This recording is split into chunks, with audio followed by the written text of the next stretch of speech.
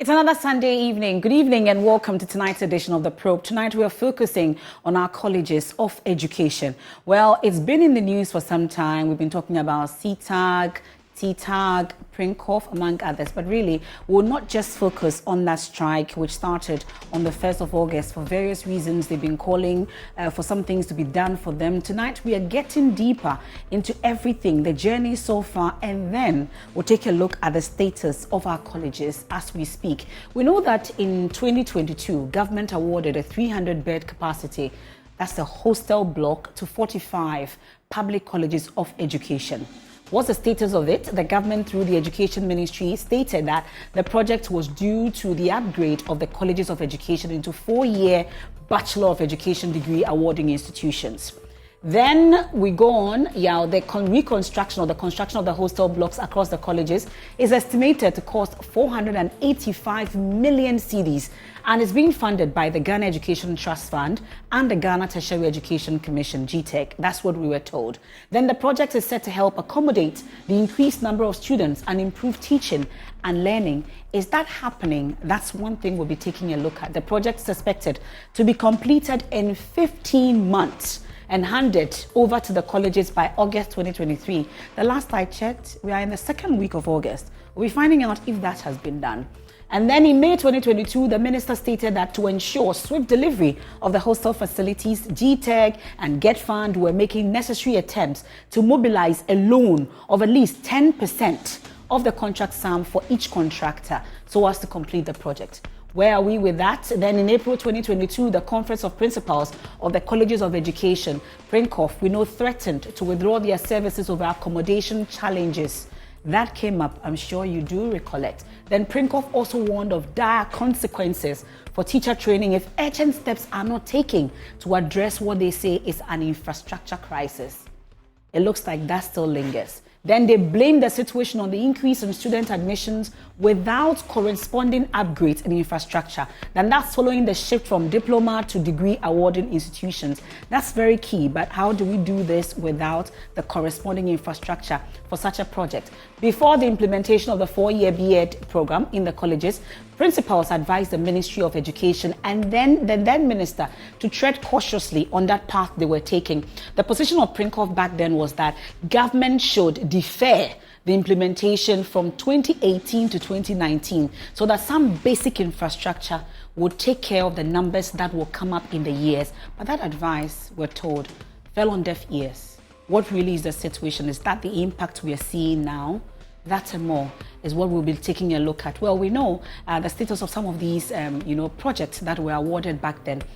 Yao has the slides and we'll go through them. I'm told that up until now. So this is where we are. For the A, we've categorized them into about A, B, C, or D. And for this category, 11 in total, we have the names of the colleges here. All of them: Presbyterian Women's College of Education in Agogo, SDA College of Education in Koforidua. We are told the contractor is on site and work is progressing. That's what our checks reveal. 11 in total. These ones, the contractor is on site and of course work is progressive. But how about the others? Let's go to category B. The contractor started, but we are told has abandoned the work. So in 2023, it appears that these ones have been abandoned, including St. Ambrose College of Education. If you are in any of these colleges, I think it's a good time for you to reach out to us. Let's go into the next category quickly. And for C, the contractor visited the site, but has not started work. These are 16 of them.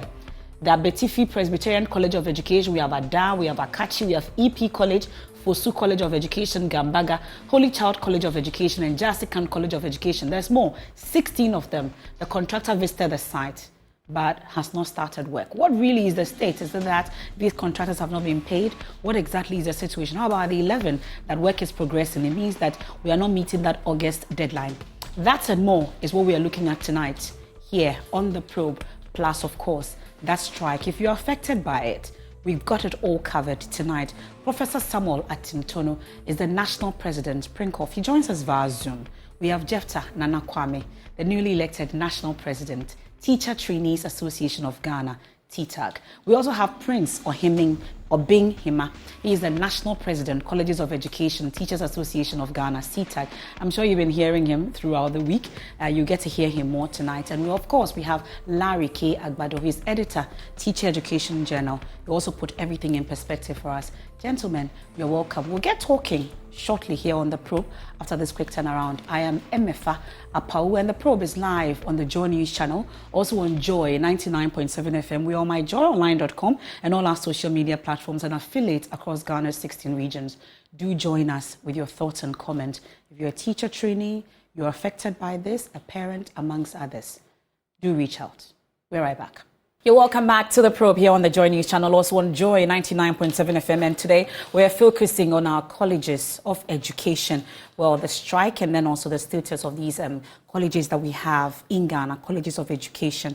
What really is the status? And I've introduced my guest to you. I have on him Mr.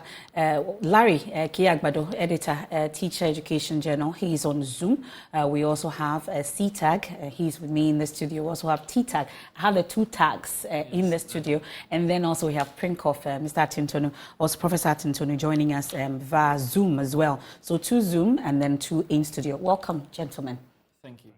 Thank you very much. Let me check my Zoom as well to be sure that my sound is working. Prof and Larry, how are you doing? We're doing great. Good evening, Emefa. Thank you very much for your time this evening. So I will talk about the status of education, for which reason we've gathered. But first, I've seen a letter from the Ministry of Education, and this is signed by Professor Yaira Jakaji, PhD, Director for Tertiary Education at the Ministry of Education. It reads, request for attendance at the Colleges of Education in the month of August 2023. And this letter is written to the Director General, Ghana Tertiary Education Commission, and is saying it has come to the attention of the Ministry of Education that the Colleges of Education Teachers Association of Ghana, CETAG, has defied the Labour Commission's ruling on the 2nd of August 2023 regarding the ongoing strike by the union. This action of CETAG has halted academic work at the public colleges of education. It goes on to say that in this regard, Honourable Minister directs through your office that principals of public colleges of education should take and submit details of tutors at post within the month of August to enable the ministry to make some critical decisions concerning the issue, while the attendance should be submitted before salaries are validated for the various colleges of education in August. And this directive, we are told, is for strict compliance by all principals. Professor Atintonu, thankfully, you are a principal as well, and you lead the pack. Really, has this letter come to your attention? And what really is this about? First of all, permit me to extend good evening to all my colleagues, the 46 principals of College of Education across the country, and then greetings to the CETAG President and the CETAG President in the studio there, and of course, Larry. Yes, Emefa, I think it's almost about 2 weeks since our tutors embarked on a strike. But before they started, in the middle of July, that's last month, they sent warnings that they were going to go on strike if their conditions of service that had been approved by May 2nd, where they signed some memorandum of understanding with government as well of all the stakeholders involved, GTEC, Prinkoff we signed, Fair Wages and Salaries Commission. Let me indicate that these issues have been on table since 2021. It's a normal practice that workers negotiate for their condition of service.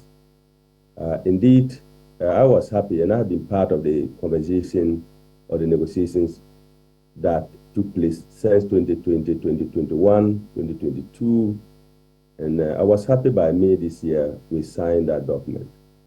Now, what led to where we are and the CETAG embarked on their strike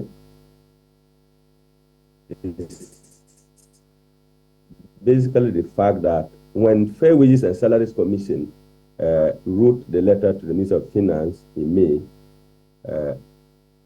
accepting the agreed condition of service for CETAG members, it is the case that we didn't get a response from Minister of Finance But we've been working. I mean, we know the situation in the country.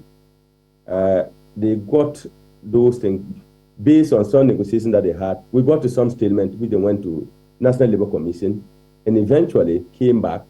Once it's an award, we are actually compelled by that to respect it. And we didn't disagree. That's Fair Wages and Salaries Commission, including the government side. Problem then is the letter didn't come, and CETAG thought that they delayed and they were not acting on it.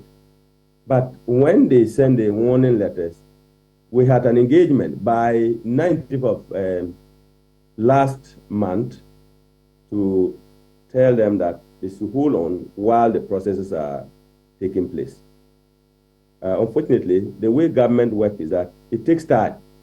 So by 30th of July, government had actually responded, that's Minister of Finance, accepting that the things that they are asking for are legitimate and they would be paid. But we saw some errors in it, and CETAG themselves drew our attention to those things. We have to work with our regulator, that's Ghana Tertiary Education Commission, GTEC, to rectify those anomalies. So we anticipated that CETAG would then hold on while these processes are going. But of course, they are a labor union. They said, their council said, until they get the money, they were expecting that by July, they should have the money. It is in the now. So fast forward, Professor Tintono. I want us to deal directly with this particular letter, knowing the background, because we've been dealing with this for some time now. So fast forward to this particular letter. Yeah. Have we started compiling? Does it mean that if CETAG members who are not at post, they will not be paid in August? What exactly is this directive for? Emefa, I need to give the background so that people understand. Let's get the understanding. Not everybody is privileged to what has happened to get us to where you are. So the point where we are, when the Minister of Education wrote that letter through the Director of Tertiary Education, it is based on the fact that we have already started the process. Mm-hmm. So government have accepted. We are working through to process their claims, and we are hoping that by August ending they should get it.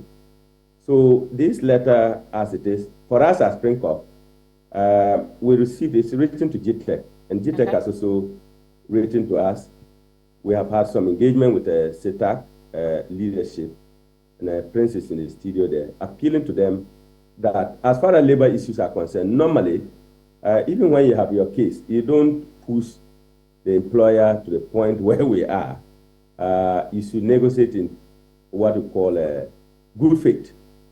So when one is twisting the other's arm, in this case, CETAG is on strike, it doesn't augur well for us to continue to process or negotiate. But of course, you would have seen a letter from National Labour Commission requesting 2 times. The first time that they should come for a meeting, which was supposed to have happened about 2 weeks ago.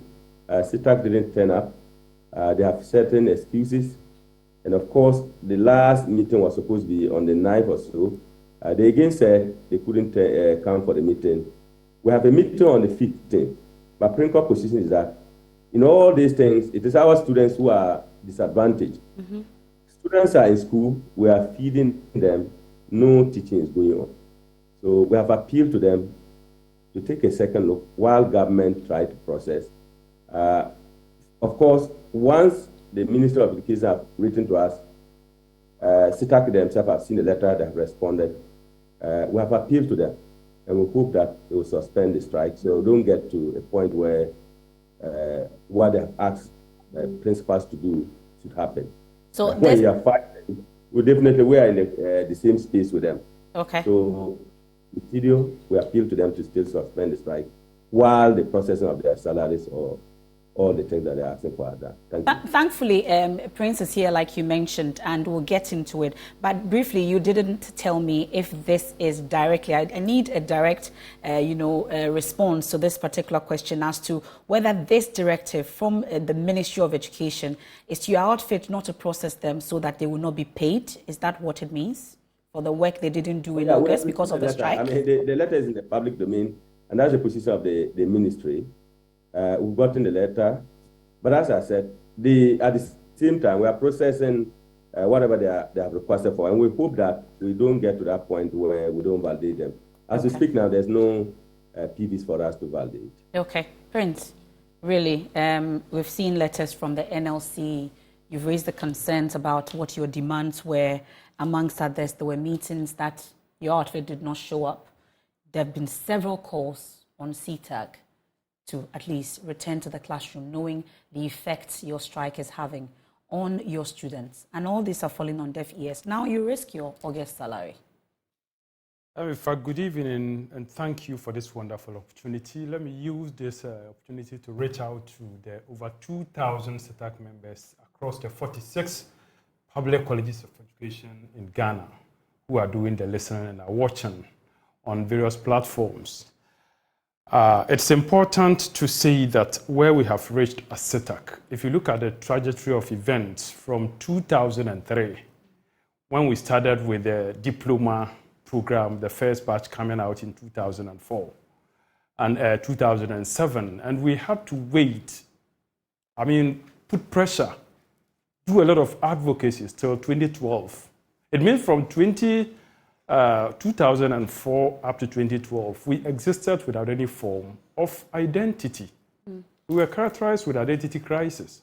Our colleagues who ought to have been promoted in the GES, that was the time GES stopped promoting our people. So people would have become district directors and what have you before going on retirement. But we had to be in that limbo up to 2012.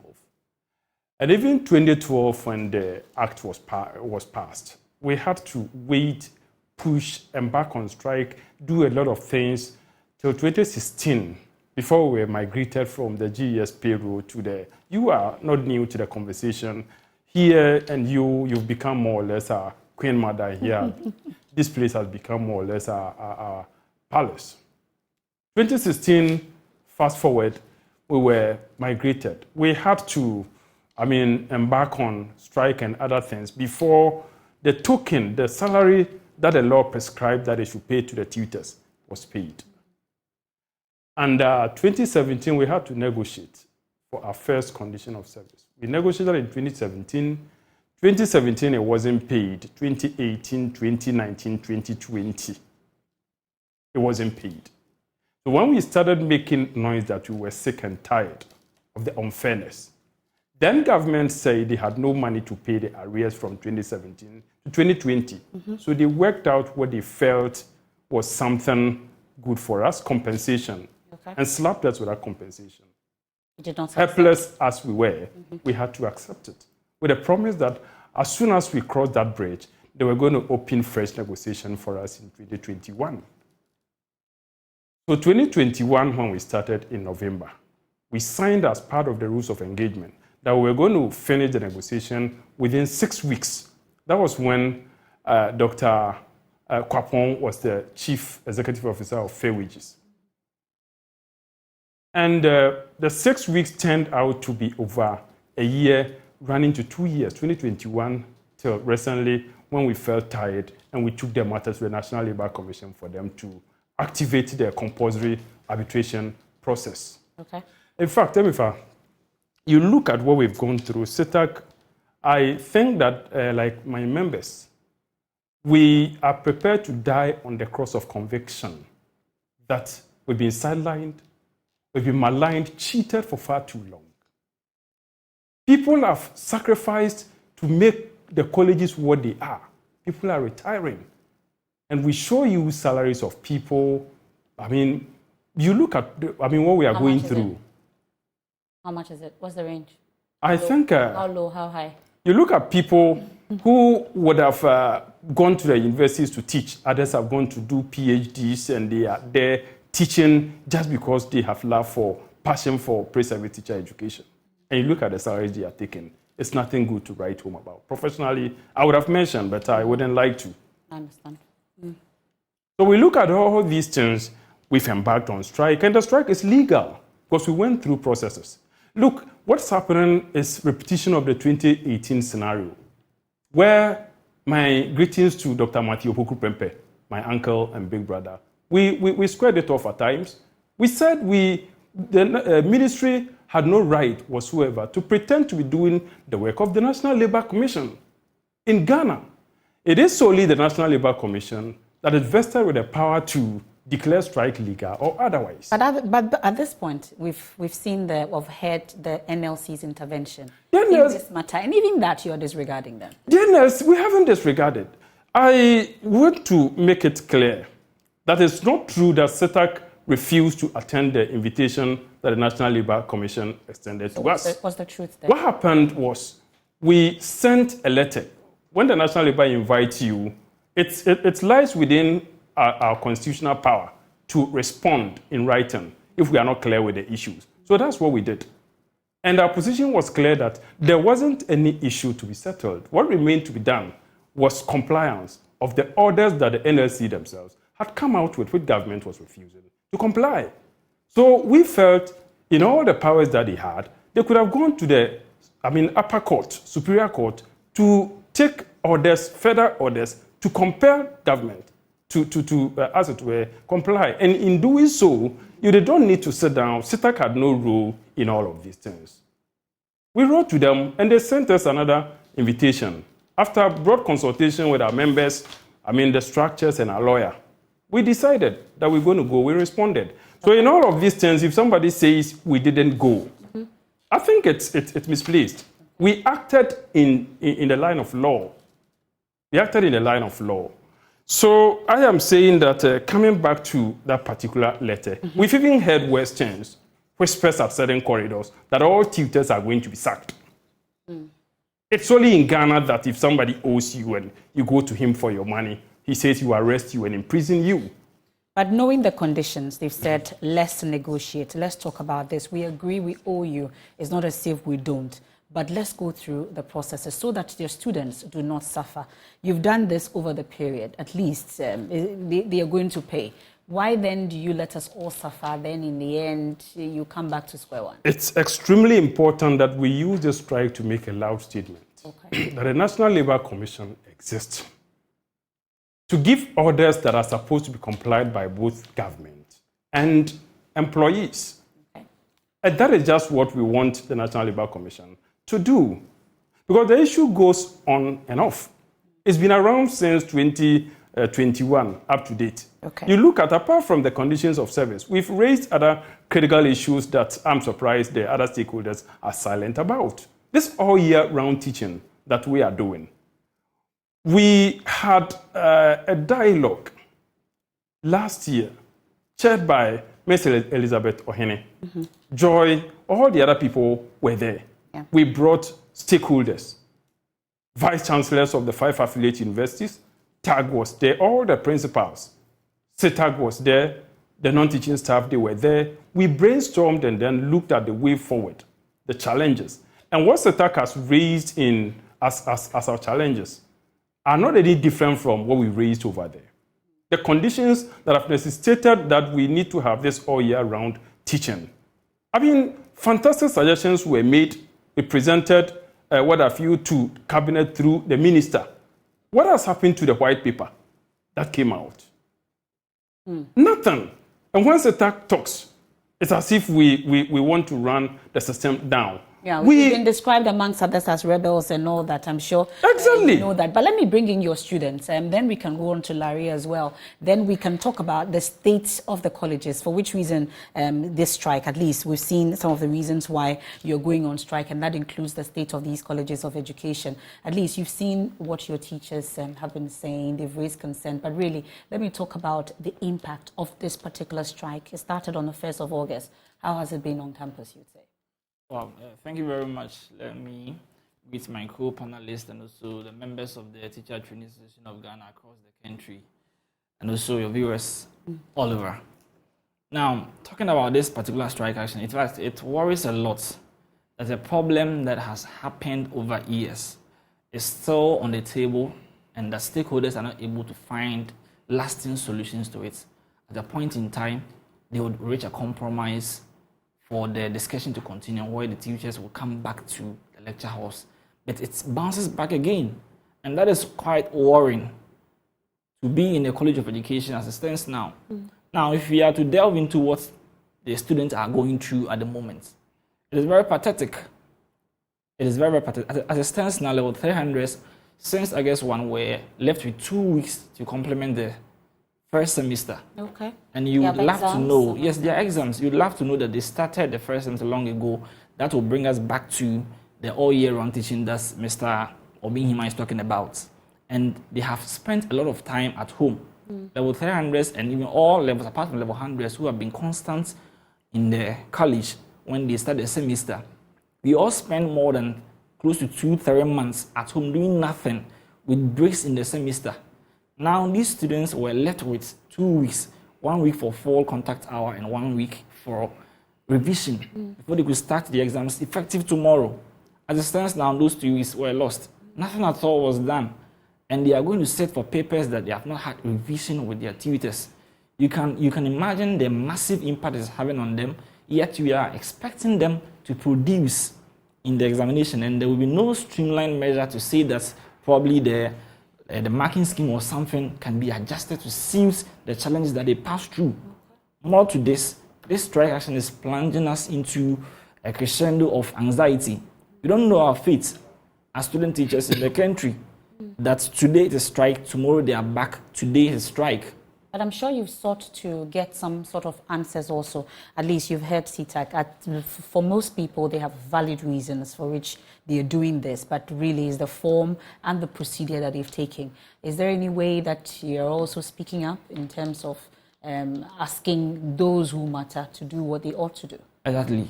When they started this whole strike action, we had to quickly run to GTEC and plead with them for them to come in and intervene, engaging all. In fact, we met Professor Leif through writing. He told us that he was also pushing to engage the other stakeholders on the matter. But as it stands now, there has not been any significant developments. And something we have not worked for, something we have not caused.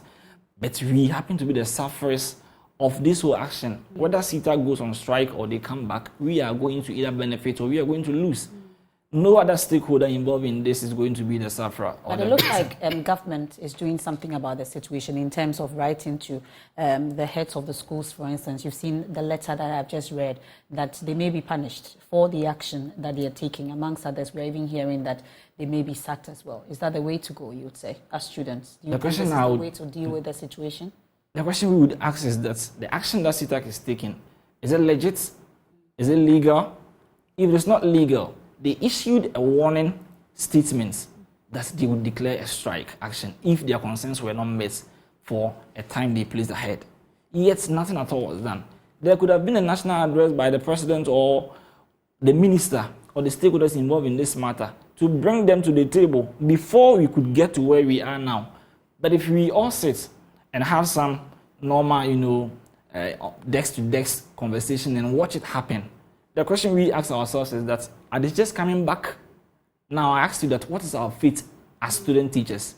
If the teachers are going to be sacked right now, do we continue to be in the hostels and be eating and sleeping, doing nothing? We don't have a take to say whether CETAG should be sacked or not.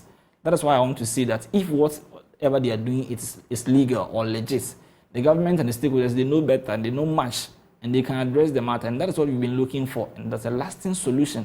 Not just a compromise for them to come back. At this point, we would love that they reach a compromise and come back and continue the discussion they are having with the stakeholders. Okay. Nonetheless, a lasting solution.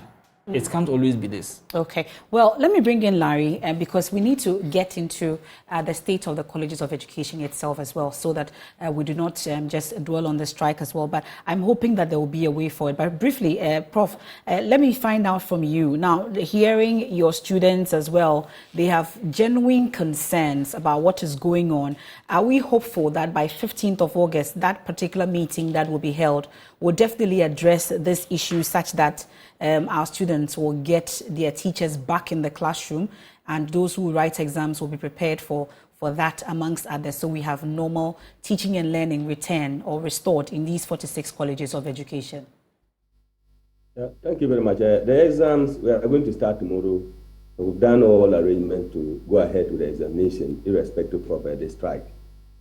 All principals are put in place, alternative arrangements, to make sure that regulation and supervision goes on. It's not the first time that we have faced this situation. The last time CETAG went on strike, we had a similar situation where we arranged and the students wrote their exams. So there shouldn't be any cause for alarm on that. As much as I appreciate Prince, that's the CETAG concerns, but as I said, we're all in this country. As principal, we are worried about it. And we've said time and again that whatever they're asking for is legitimate. But the point we are raising here is appealing to them. We do not have to look for or ask for whatever is due us in a manner that we have to go on a strike. Okay. So we're still appealing to them, and I'm very hopeful that Wednesday we should be able to resolve this, and then they'll get back to the classroom. Okay. Let me now delve into the state of our colleges. Really, that's of a lot of concern for me as well. Taking a look, we'll take a look at that. He wants an intervention on the exams. I'll come to you on this shortly, Jefta. But let's start with the issue about the state of your colleges, because it's very important as well. There was a promise that was given. We're supposed to have handed over these colleges in August 2023. We are in August and we're dealing with a strike, yet these colleges have not been handed over. Larry, you've been following this, at least you've been following the presentation that we've been having over the period on this particular situation in all 46 colleges with regards to the infrastructure situation. Help us paint a picture on what the situation is, because I'm very concerned that there was something that was supposed to be done, yet we are not seeing that happen. Are we neglecting our colleges of education? I think this is not the first time we are having this conversation. We've had this conversation on several occasions on your platform. My key message has always been the fact that government needs to give some kind of priority or attention to our teacher education institutions, most especially the 46 public colleges of education.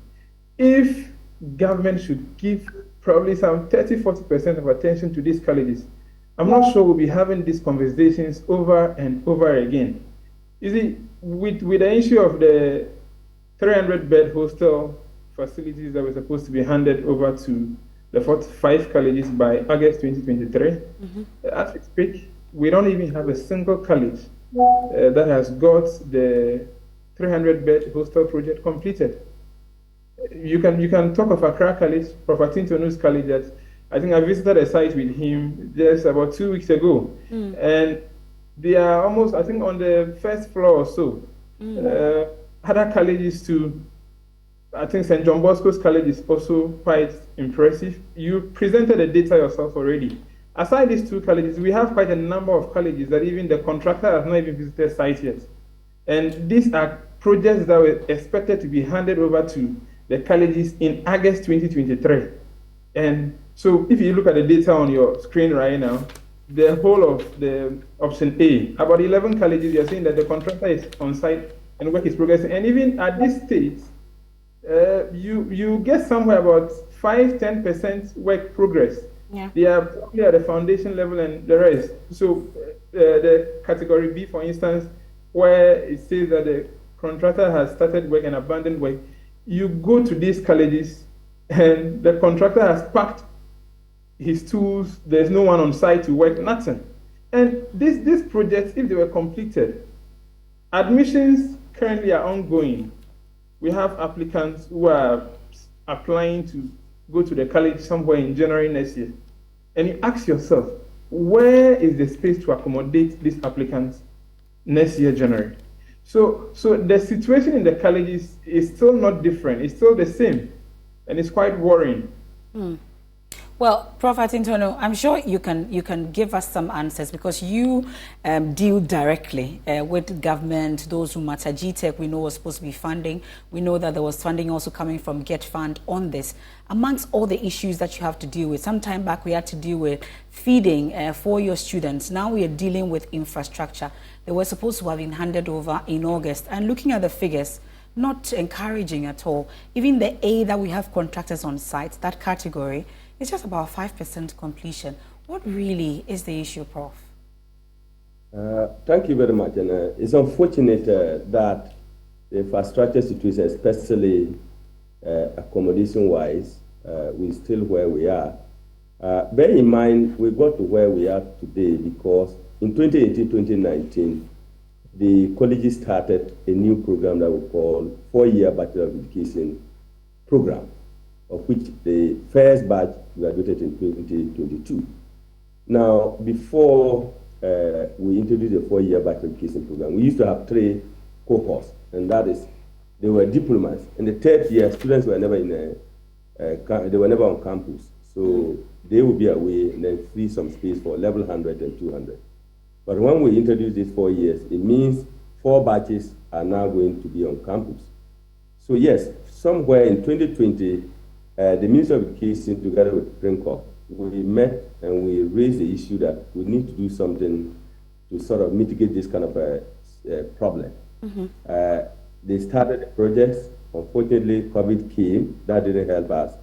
But by 2022, they awarded this new project that you are showing the status of them. And we're convinced as PRINCOP that they would sort of facilitate it from government side. They are labeled special projects. Special projects in the sense that they anticipated that within 1 year, they could have completed them. Now, the contract was awarded to contractors on the basis that they have the capacity to deliver all these 43 in all, because 3 of the colleges already have something, some projects, so they were not included. Yeah, so unfortunately, as it is shown the data, it's PRINCOP that picked up that status report. Only 11 of them where things are happening. I sit in Accra, as Larry said. The contractor gave us July this year. We're in August. It's one of the fastest projects you have seen because it's on the 2nd floor, and we are nowhere near completing. So PRINCOP has raised issues with GTEC and Ministry of Education, and what they have done from the reports that we got was they call the contractors back, those who never started in the other colleges, and they have asked them if they don't have the capacity to go on, they may have to re-award them. But as I said, currently we have 2 batches on campus.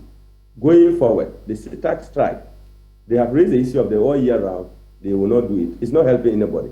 So we think that government have to hasten up and support us to have those infrastructure.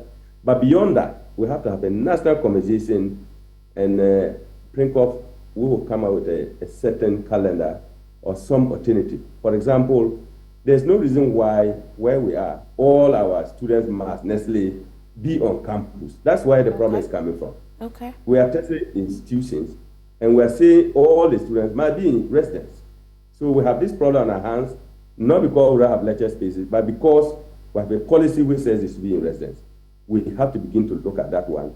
And I'm happy TAC is here and CETAG is there. And we are having a conversation where we can all start.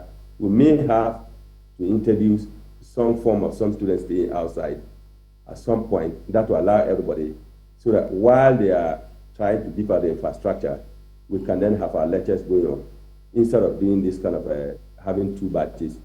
It's causing a lot of problem for us at the moment. Well, that shift system that people, of course, we know, we've heard concerns being raised about that particular system, but really, how hopeful are you? At least you've been checking all the 43 the colleges who are supposed to be having this 300-bed hostel facility, whilst we have that dialogue about whether we should have all the students on campus at a go. How hopeful are you that this project will be completed anytime soon, such that next year by this time we don't gather again talking about infrastructure in our colleges of education? Yeah, so I think the 1 year is no more possible. That's this year. But I'm hopeful that with the 11 that you have shown on the data, we collected it. The contractors are on site. The good news is we followed up with GTEC and to Ministry of Education, and those contractors who have actually started work, they have paid them and they are back on site. The hesitation was that some of the contractors didn't want to start because Get Fund, they thought there was no money and therefore they would not be paid. But recently, all those contractors who have started something, they have actually been paid. So with the conversation that GTEC have had with the rest of the contractors, we are very hopeful that they will get back to site. So are there new timelines? Because we knew that it was supposed to be handed in August. What's the new timeline after the engagement with these contractors for these projects? Yeah, for sure. This is a physical infrastructure that they are developing, and construction doesn't take 1 day. So new timelines, our conversation with GTEC and the Ministry of Education is to give them at least a maximum of 1 year, because some of them, if you look at it, they have not started. The Accra College of Education, that one within the next 6 months, if the contractor is resourced, he's going progressing. There are a few of them that are up to that stage, like St. John Bosco, I know, Accra College, and a few others have actually advanced. They can finish within 6 months. But the rest of them, where they have not started, we are appealing, and we have had a conversation with the CETAG to ensure that 1 year's time they should. But as I said, even if we finish this 350 capacity, it will not still solve our infrastructure problems. It shouldn't be look like if we finish the 300-bed capacity, then our problems are solved. No, it won't. We have to look for alternative ways of addressing the problem. Friends, so looking at the infrastructure situation, last year we talked about that. The last time we interacted, the issue about you working all year round because of the infrastructure deficit came up. How are we dealing with it? Because we are hearing now that another 1 year we have to take a look at getting these facilities ready. It doesn't look like it's going to be ready anytime soon.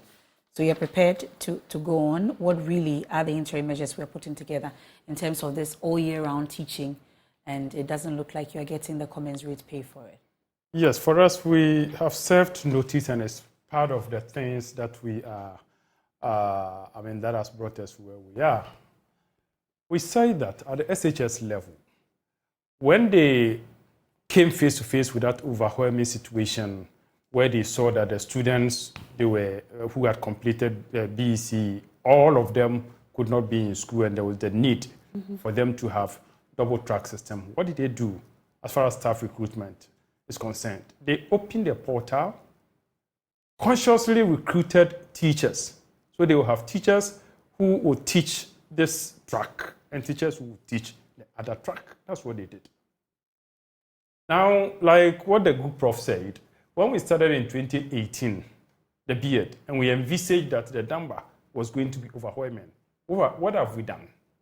Because we have the same teachers that we think we can conveniently put the students into 2 groups. One group stays home, and when they come for the teachers, they don't get tired. The same group of teachers who teach won't be paid. And when we raise issues, we are doomsday, what have you. I think that for us, as people on the ground, this is even affecting quality. And we should be gatekeepers of teaching and learning.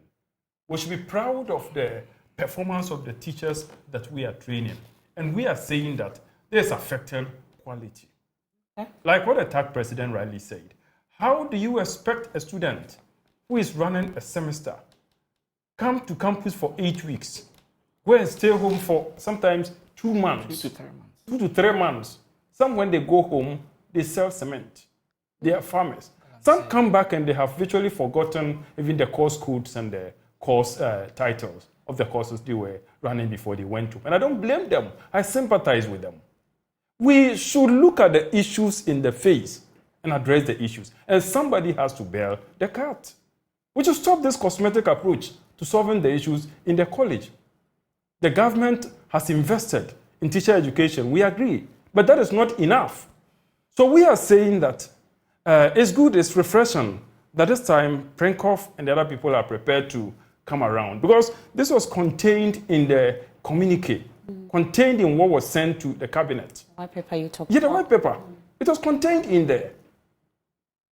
So we are saying that we need to sit around, have a conversation. Like what he rightly said, there is no law that says that all students in a given tertiary institution have to be boardinized. You go to Legon, you go to UCC, you go where? The same parent has 2 kids. They complete SHS. One goes to KNUST, one goes to the college. The one that goes to KNUST, suddenly the parent has money to go and rent accommodation for that student so he can attend classes, can attend lectures. But the one who goes to the college, there is no money. Education, we need to know that it's an investment. The parent, the government, civil society organization, if we want quality education, and the current curriculum we have is fantastic. So for me, my heart bleeds when I see that we're not doing right, and the benefit we stand to get from the strict adherence to what the current curriculum says. If we don't get it, posterity will judge all of us. It's on the strength on that we are saying that we have even been charitable enough as to suggest something. We're just not saying it's not good enough, we won't do it. We said we should adopt the in, out system. Okay. So a student comes to campus for the first time where he doesn't know his bearing, the place is entirely new to him. You will let the student be on campus. He will be at the hall. And that was not taking? Second year, it's something we have given out for free. Something we've given out. And instead of them taking this, they are threatening us with salary freeze. Threatening us with what have you. We are saying that if all of us, over 2,000 members, are sacked, we are imprisoned, and then the system is corrected for other group to come and take our position, we'll be proud Ghanaians and posterity will judge us right. So this one will not coerce us into submission. We know what we are going through. We know what we want. So we are saying that we should adopt the in, out system. So that by third year, you would have known your bearing.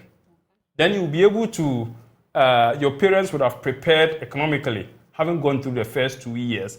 If you are also sponsoring yourself, you would have also done some savings, you would have done your connections, and you have money, so you can rent when you are on the third year. Okay. When you are in the fourth year, you can also be outside. Then all the students can be on campus, will start the semester, and then we'll have the mandatory inter-semester break for the tutors. Emefa, people should speak for the tutors. We are other people's husbands, other people's children. And imagine somebody, every group that comes, you are teaching 2 or 3 courses, sometimes core. My good self, an example, I taught a course, Introduction to Semantics, to my students. All the over 200 students, it's a core program for all the primary students. I had to teach it alone. And I mean, experienced people or research will tell you if one person is teaching over 200 students, what would be the effectiveness of even monitoring, giving them assignment, doing. So we sacrifice quality for all of them. Quality is compromised. Exactly the point. Well, Jefta, you've heard the situation. You live it. You get at least, Prinkov does not live in these facilities. CETAG does not live in the facilities that you live in. We talk about infrastructure. Really, let's talk about how you're affected by this, because you have to be running a double shift system amongst others. You talked about how you stay at home for 2 to 3 months. I'm told some of you are engaging in other activities and you forget what you learn amongst others. What would you say about the infrastructure? Do you think your colleges are being neglected? Oh, yes. But before I come to that, let me pick some words from what the CETAG President said. You know, I was saying that I had a comment to make from what Professor Tintono said, that the students are well prepared and ready to sit for the exams. He said alternative measures were put in place for you to However, write the exams. I would like to unequivocally state that it's like they've molded us as pots from clay without polishing. Yet they are applying heat onto us and they want us to do good markets. Speaking in parables. Oh, yes. You know what I'm saying? That the inconsistency in the flow of teaching and learning has been hijacked by the double shift, or as people say, the double track system.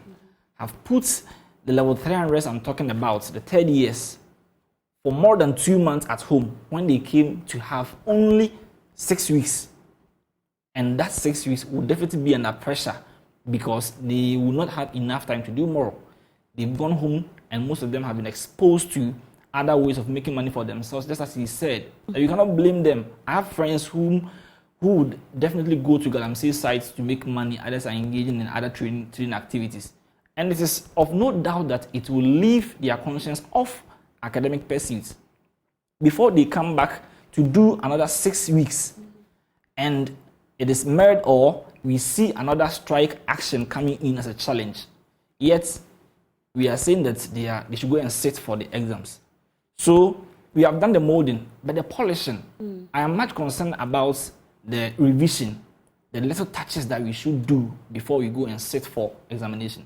It has not been done. Okay. But tomorrow, they must sit for the paper. The issue happened last year. You know why I'm sad? I was saying that certain issues happen, we don't find lasting solutions to it. It comes to happen again. Last year it happened. Students stood that we will not write the examination because we had not covered a lot of the academic content. But they were expecting us to still go and write the exams. Some of the students didn't write. And you know what happened? In the following year, that's this year, we had to come back and write the same examination we didn't write. As a matter of fact, some of us were compelled, especially the colleges affiliated to UCC, were compelled to pay for their own feeding.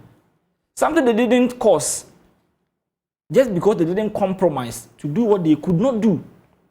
That is where we find ourselves now. Now, back to the infrastructure thing. I believe that government implementing the 4-year B.Ed program had in mind that definitely, just as it was envisaged by some stakeholders, that the numbers would increase, and therefore you should look out for infrastructure expansion. That has not been done.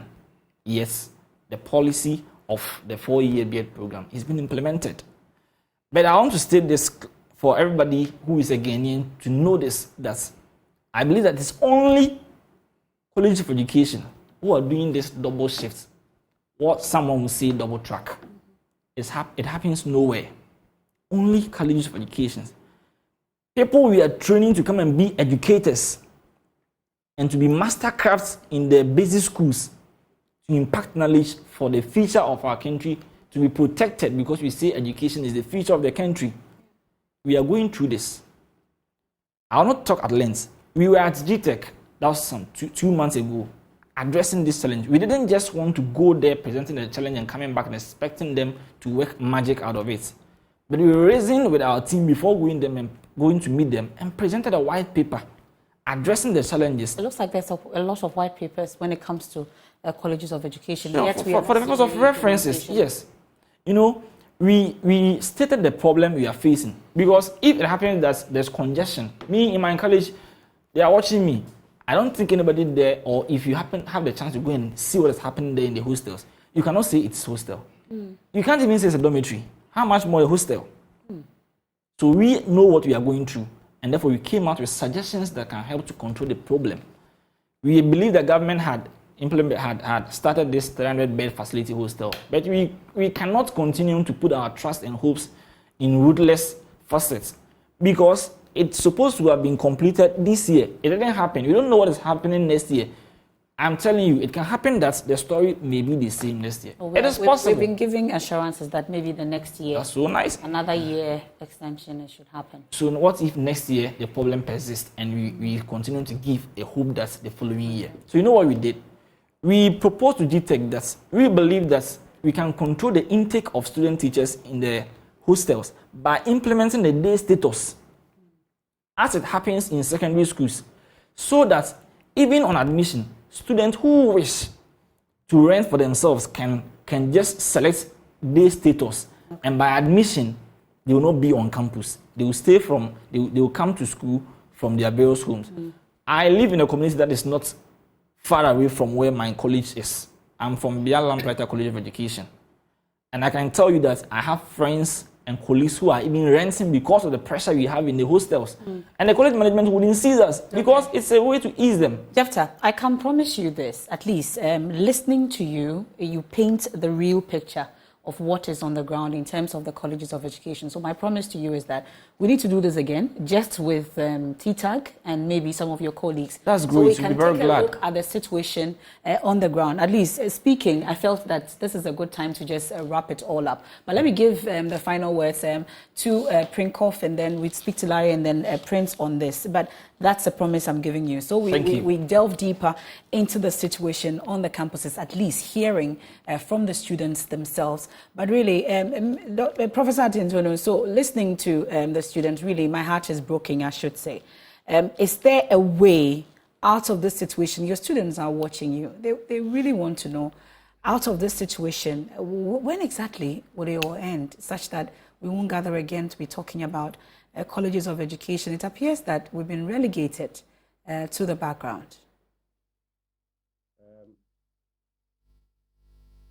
Thank you very much. And I do feel, just as my students spoke, Jefta spoke, we're all worried as principals of the College of Education. It is true that somehow it appears when the colleges transition from the Ghana Education Service, that's a pre-tertiary status, to the tertiary level, not much has been done. And this is not new in this country.